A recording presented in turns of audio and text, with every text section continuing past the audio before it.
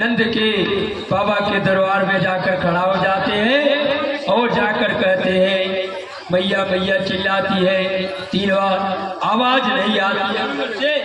तो उसके पड़ोसी आकर आते हैं और कहती है अरे कौन आप कौन है महादेव, कौन है, कौन संत है, ब्राह्मण, क्या बात है, मैं भिक्षा के लिए आए हो। तो जाकर कहती रुकिए बाबा आप यहीं खड़ा रहिए, मैं जाकर अंदर से माता जाकर बुलाती हूँ।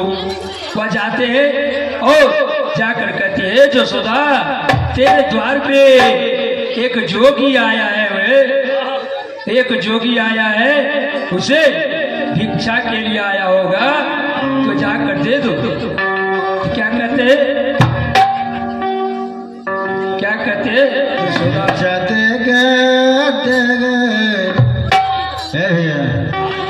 भिक्षा देगे नंदरानी बुझा पटेरा देलो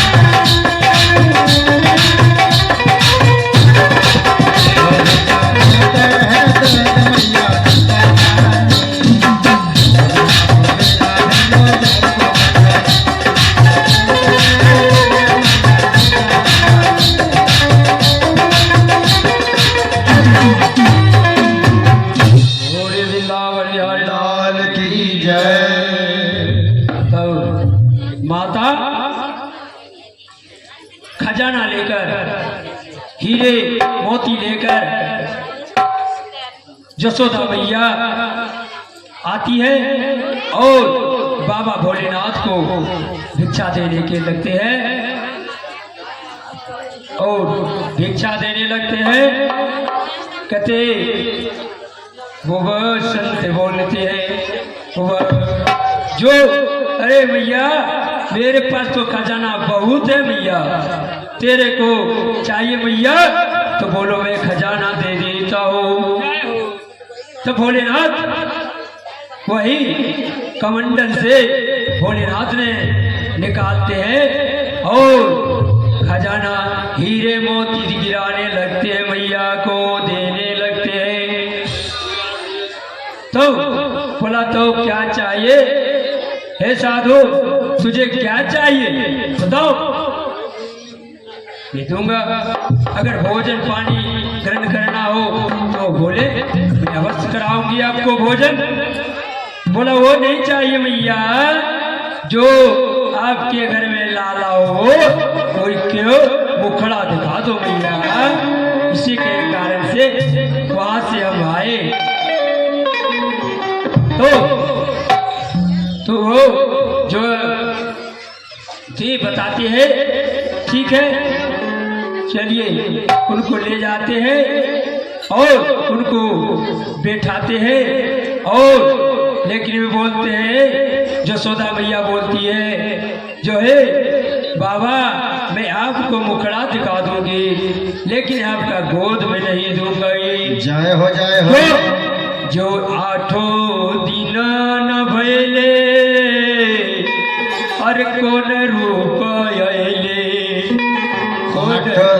अरे 8 दिन के होले न बाबुआ अइले घर में जोगी आया रे अइले घर में जोगी आहो और लग जाई है हजारी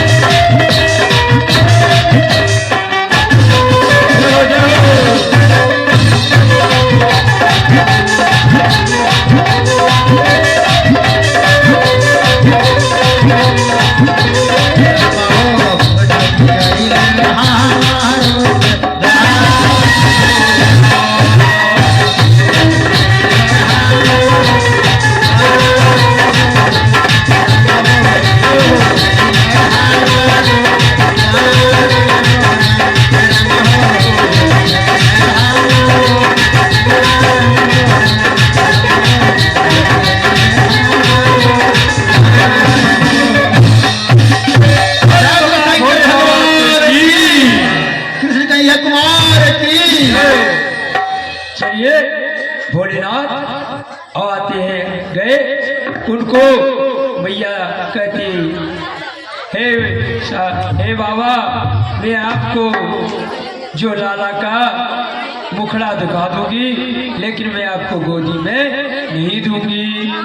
जो मेरा कुछ ही दिन हुआ है मेरा किस रूप में आई और मेरे लालों को उठाकर ले गयो और हम लोग चिंतित पड़ गयो, इसलिए आपको लाला को मैं मुखड़ा आपको मैं अपने गोदी से दिखा दूंगी लेकिन मैं गोद में आपको नहीं दूंगी। तो बोला अच्छा भैया थोड़ा मुखड़ा लाला को दिखा दियो हम यहाँ से चली जाएंगे। तो आते लेकर बुलंद तब भोलेनाथ मन में विचारते मन में हंसते हैं, हे विष्णु हे भगवान आपकी कृपा क्या है, मैया मुखड़ा देखने के लिए आए हुए हैं लेकिन दिखाएंगे क्या नहीं। तो नारायण कहते हे भोलेनाथ आ रही है मैया और मैया लाकर भगवान को दिखाकर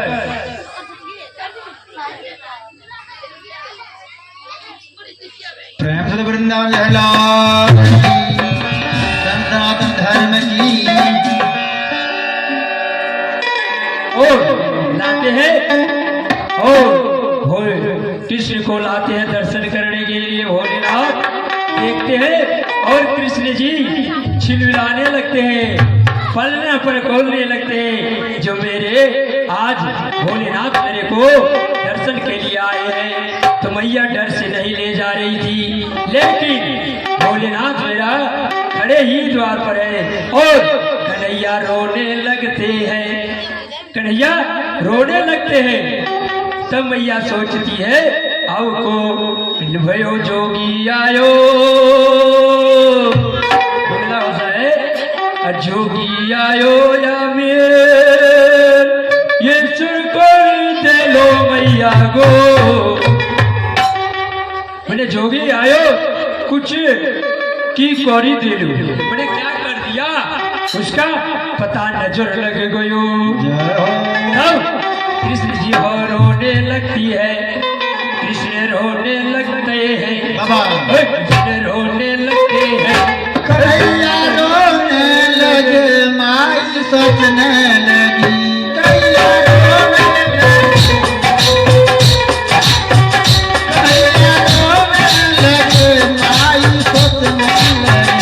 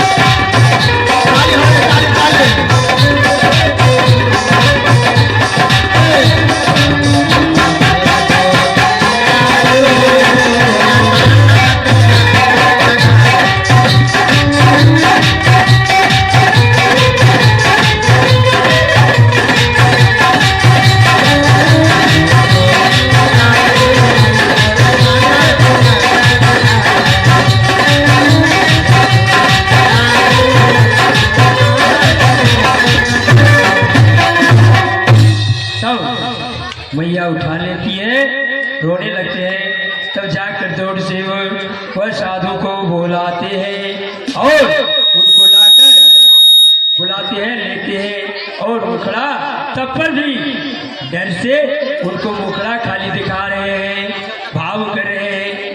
तो कन्हैया फिर रोने लगते हैं और उनका मुखड़ा दिखाकर भगवान को चरण को प्रणाम करते हैं भोलेनाथ। और वहां से रवाना होते हैं। तो जैसे नंदे को बल से जब जाने लगते हैं तो उससे चलने जब जाते हैं तो उनसे जब पैर से उनका जहाँ चिन्ह पड़ा था वहाँ पैर में फूल का वर्षा होने लगा, फूल का। तो सोचे नंद माता सोचती है जो कोई साधारण व्यक्ति नहीं था, वह साक्षात बाबा भोलेनाथ थे। बोलिए बाबा भूतनाथ की, बाबा बासुकीनाथ की। एक कथा हो रही थी, उसी बीच में कहते हैं कथा कह रहे थे पंडित जी महाराज, तो कथा कह रहे थे और कोई माता नींद ले रही थी। सारी कथा हुई, कथा होगी, कथा होने के बाद कथा हो जाने के बाद अपने सखी है अपने सहेलियों से पूछते तूने प्रसाद खायो पंचामृत लियो तो वो सोई नहीं थी, लेकिन कथा में जाने के बाद उनको नींद लगी।